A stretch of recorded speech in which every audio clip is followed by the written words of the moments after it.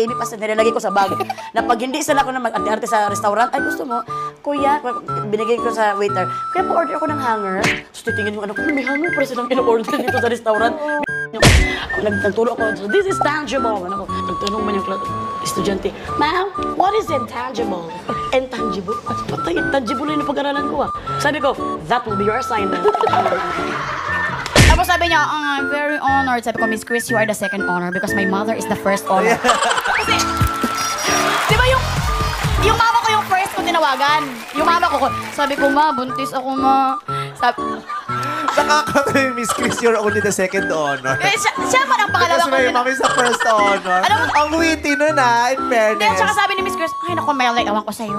Sabi niya, tapos sabi ni Bimbi, Mami, what's happened sa Ate Melay? Pupunta ka sa langit, sino ang isasama mo? Buong family ko at syempre, Nasa pintuan ka ng langit, ano ang sasabihin mo sa Diyos? welcome to the Lord.